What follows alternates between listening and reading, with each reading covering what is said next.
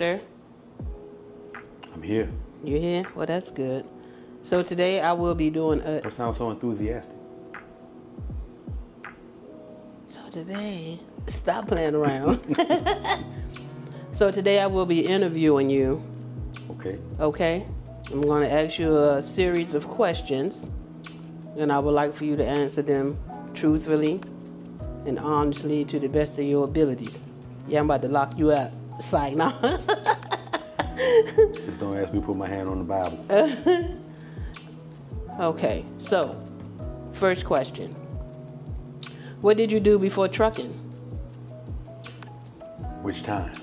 First time, second time? Both times. How about it?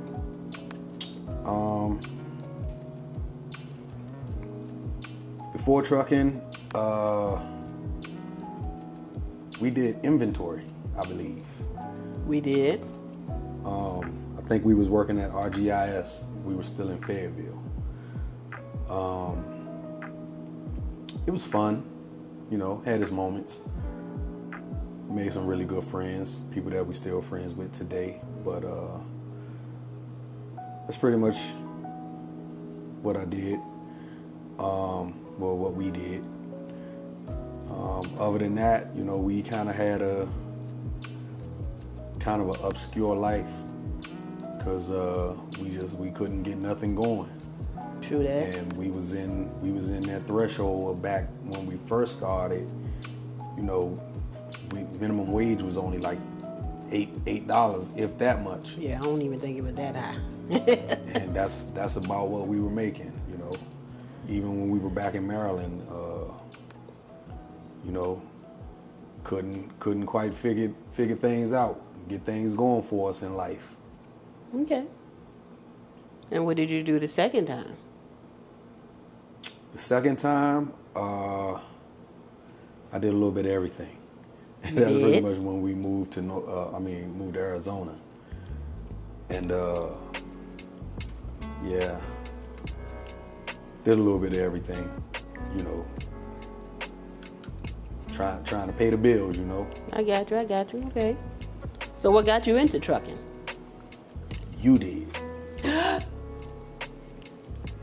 It was what you wanted to do, we pretty much worked together almost all the time, and I wasn't about to let you go out on the road by yourself. So remember, I wound up finding that trucking school that would allow us to train together and then go out on the road and just kind of be each other's trainers. Right. Which was kind of wild, but it was wild, cool, and we made mistakes. Made it work. Yeah, we made it work, made mistakes, learned from our mistakes. So yeah. Okay. So why did you pick expediting? Or should I say, why did you pick the straight truck over a tractor trailer? Or both? Well, I had seen the straight trucks for years, and I remember back in, and this was before, we even started dating. I saw a box truck with a sleeper on it. Really? And that, Mike was doing his thing with Uncle Bill, and they kept trying to get me to get my CDL and come drive one of their trucks and all of that. I just didn't really want to drive a tractor trailer. I don't know why. I had no desire to drive one. But then one day, I can't remember where I was,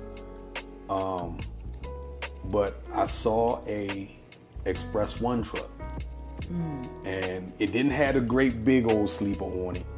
It was a box truck with a little coffin sleeper, I think it was. And I was like, now that I will drive. And I started looking into it, and I had made some phone calls. I remember I called Express 1, and I talked to Jeff Curry, to be exact. And he gave me all of the information, emailed me some stuff, and I just couldn't figure out how to get my CDL because CDL school was extra cheap. And I remember back in the day, I ain't gonna say too many names, but people was buying their CDL, and I was gonna do that, but again, didn't really have nothing going for myself, so I didn't have I think the people wanted like $1,200 to get a CDL, but you know, $1,200 was hard to come by in 90, 96, 97 when you didn't have a good paying job, or you wasn't doing nothing foul. So I guess the years went by, and you know, you made the assertion that you wanted to drive trucks, and I said, well, let me look back into that straight truck with a sleeper thing, and looked into it, and we got a hold of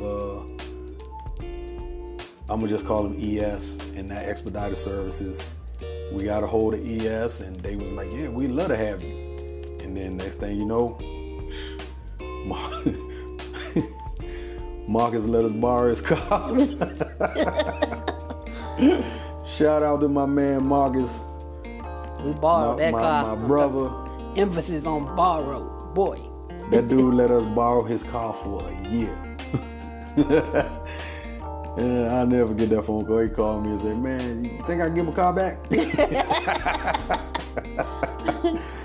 I was like, bro, we about to bring it to you this weekend. But here we are. Okay. So, is the money good in what you do? By some people's definition of good, you know, everybody's definition of good money is different. Of course. You know what I mean? It really depends on, you know, the lifestyle you live as to how much money you might consider good. Right. You know, you got a lot of people that, you know, they get into trucking, and it's good to them. Rates are up. You know, it's loads everywhere, and they going out there and they making, you know, $5,000-$6,000 a week. And, you know, these are people who go out there and buy a truck and so forth and so on. And, excuse me, even if you're working for a carrier, you know, you got people bringing home, you know, $1,800 a week, and they go out and they create a lifestyle based on their income. And then, you know, the rates drop and loads are scarce. You know, brokers and dispatchers are shady, not paying people. So to answer that question, the money's good enough for me. You know, we don't have everything that a lot of people have, you know, to live. You know what I mean? So, you know, by living in our truck full time, and, you know, having the capabilities to live in our truck full time, i.e. a kitchen in our truck, dining area, you know, nice sized beds. We not sleeping on a twin bed, shower, bathroom. You know, we got a little mini RV on wheels, so it allows us to go out and, you know, make a little money, travel in the country, but at the same time, you know, we don't have to make an absorbent amount of money in order to maintain our lifestyle or pay our bills. So to me, you know, the money, it could be better, and it also could be worse. Right. But at the end of the day, it works just fine for me. Okay. So would you go back to any of the your other jobs you had before trucking? But if we had to stop? Yeah. Well, at least one I know I can't go back to because they closed down. The last job that I had before we came back out the second time was selling cars. And I enjoyed that. It was an atmosphere that I didn't expect. I really, really wish that they would have given me the training that they said they was going to give me. But then again, at the same time, if they would have, and I would have got good at it, and I would have been like Ruby and Jamel, you know, selling 30 cars a month, you know, bringing home 5 figures a month. Mm-hmm. I might not be out here on the road now. Mm-hmm. But, you know, it was real demanding how, you know, the schedule. I worked 6 days a week, sometimes 10 hours a day. And I can't say that I would go back to that, honestly, because for one, selling cars pulled me out of my character, because we had to do some. It just really wasn't my cup of tea. Mm-hmm. So I don't think I could see myself going back to a place where I gotta dangle somebody in order to get them to buy a car. So I probably wouldn't do that. But I enjoyed my little bit of time there, and you know, I ain't gonna say I'm kind of mad that I left the way that I left, because that individual thought that they could play with me, thought they knew me well enough. Let me rephrase that. Thought they knew me well enough that they could play with me in a certain way. And for those of y'all that want to know, this is how these guys played in this dealership. My very first day, I'm sitting at the desk, and they just tell me just observe and, you know, shadow somebody or whatever. So I'm sitting in there at the desk, and one of the sales managers came from out the office. I want all I love, I lie to y'all not. He walked up to one of the other salesmen whose back was to him, and he snuck up on him, and he put his butt right behind his head, and he ripped one. And I was just like, I just knew it was about to be some sparks. But he turned around and was like, "Oh, you got me. Oh, it stinks too. Oh." I was like, "What?" I was like, "Oh my Lord, have mercy." I never forget. Well, I stood up and said, "Listen, real quick, let me talk to everybody." I said, "It seems like y'all got a real nice working relationship here, but don't nobody think that they know me well enough to walk up to me and cock your fatootie up in the air behind me and fart in my face. We gonna have a problem." And yeah, they all looked at me like I was crazy, but I stood on business right there. We back. Had to take a call from one of our teams real quick, but what I was pretty much saying was that little ordeal at that car lot threw me for a loop. But so I guess the answer to the question is I probably wouldn't go back to that. I think I'd probably try to get a job on a cruise ship. Oh yeah, that'd probably be fun. Okay. I'm dead serious about that. Yeah, I don't found it. I love being on that daggone boat. Okay. All right. So, does being away from home and family bother you while you're out on the road? Of course it does. You know, of course I miss being around, you know, family and friends and everything. But however, we finally was able to find a career in life that we both enjoyed, and you know, sometimes you got to make that sacrifice. So yeah, I absolutely miss, you know, being around my mother, my brother, your mother, Rob, you know, our sisters, nieces, nephews, hard-headed as they may be, but it can be kind of difficult sometimes. You know, we always make plans to go home or whatever, and something always happens. Like right now, we sitting in the hotel room because our truck is broke. And it's been a few times when we've been, you know, on the East Coast and been prepared to go home, you know, stop in and check on my mother and everything, and something happened. So it can be hard sometimes, but I guess that's why we got telephones and the technology, FaceTime and all of that kind of stuff, you know, to keep in touch and all of that good stuff. Okay. Which is right. Okay, so what are some of the must-haves for you in the truck? Easily. First thing is you. Ooh, that's right. You better say it. Without you, I can't do this. So, you know, in all seriousness, some of the things that I absolutely have to have is something to occupy my time and my mind, because I think I'm undiagnosed with ADHD. So, you know, I got my Switch, so I sit and play that. You know, we play Macarena, laugh at stuff on TikTok. Like this morning, you was laughing at that lady jumping that water. I got that baby to jump in the water, talk about you can do it, and she couldn't even swim. Oh, that's what I was laughing at. I was laughing at her, not the baby. I know that's what you was laughing at. But it, you know, things like that occupy my time. Some other must-haves, you know, got to make sure I have, you know, things to help me function. So I got all kind of stuff to occupy my time, but the real must-haves is a game of some sort.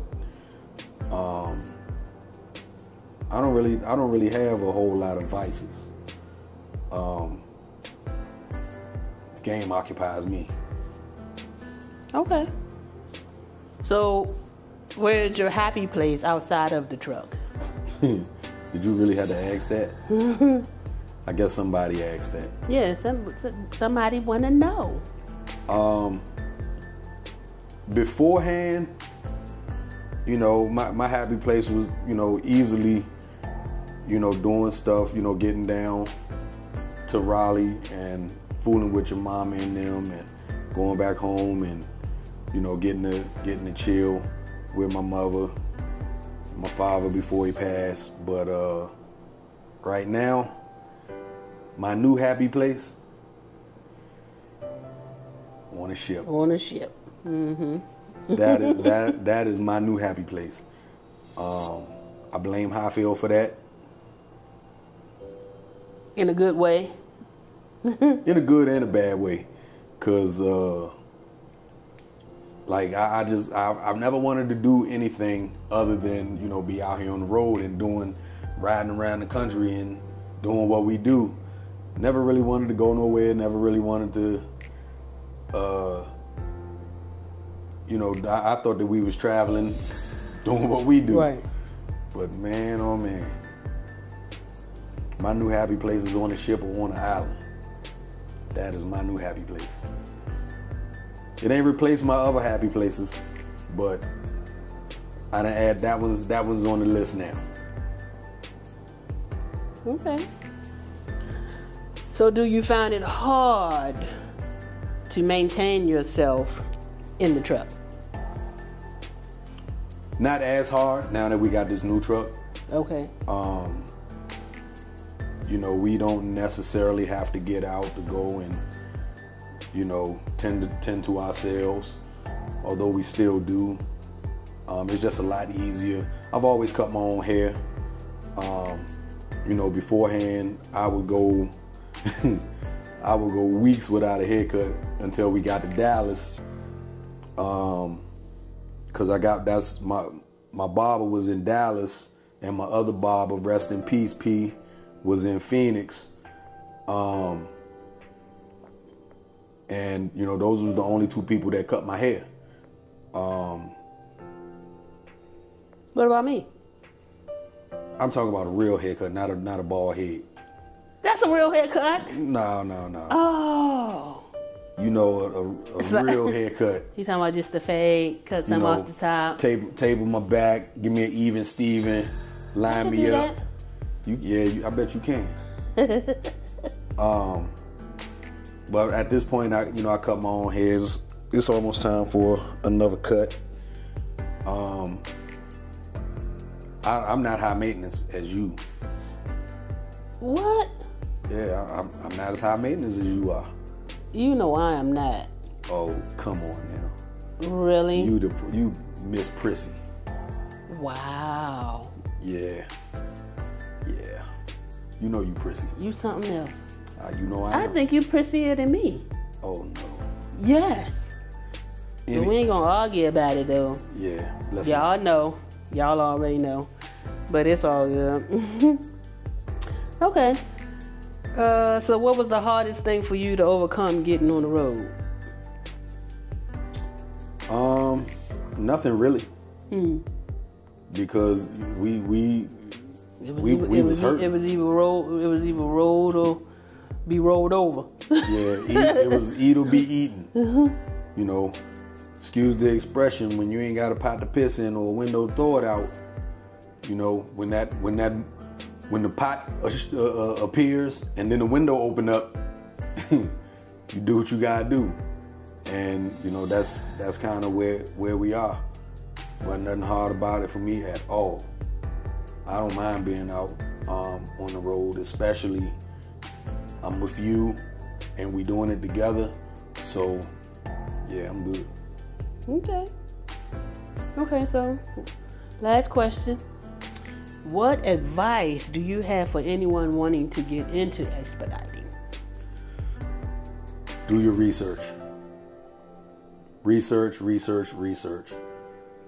So many people come into this and they have not done their research. They haven't done their research on how we operate. They haven't done their research on the actual lifestyle, because I said once, I said a million times, expedite is a lifestyle. And you have to be suited for this lifestyle. If you're not suited for this lifestyle for either financial reasons or, you know, you one of them truck drivers that want to go home, expedite is not for you. Be sure to check out our video. Expedite is probably not for you if you're looking at getting into expediting.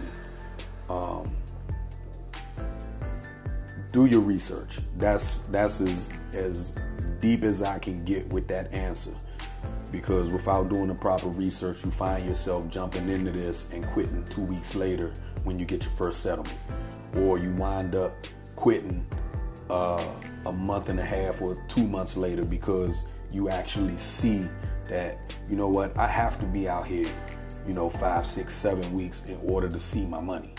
So research. Talk to people that's been doing it for years. Don't talk to somebody that did it for 4 months and it wasn't for them and they quit. It might be perfect for you. You might fall into those parameters where it's perfect for you, but you done let somebody that it wasn't for talk you out of doing something that might be for you. So talk to somebody that's been doing it for years, and talk to multiple people. If somebody say, "Oh, I've been doing it for 6 months, 7 months," I really wouldn't want their advice. Talk to somebody that's been doing it for almost 16, 17 years. I would say 10 plus years. Because if they're doing it for that long, they obviously have figured it out. They obviously enjoy it. Sounds good. Do you have any more questions for me, counselor? I think that's it. That's all I have for you, sir. Thank you, Danny. I enjoyed Washington. Okay. I'm just fooling around. That was one of my favorite lines from You Were Supposed to Tell Me I'm Not Done with My Examination. Sit down. One of my favorite lines from Few Good Men. But thank y'all for tuning in as always. If you got any questions about expediting, if you got any questions about high field trucking, feel free to drop us a line. Like, share, subscribe. It helps us out a lot. Follow us on TikTok, The Real Trucker Couple. Instagram as well. We stay posting where we are, what we're doing, and places that we like to go eat. We thoroughly enjoy this lifestyle that we live, and we believe that for the right people, it's perfect. And if you the right people, we want to talk to you. Highfield wants to talk to you. So again, thank y'all once again, and this time we out.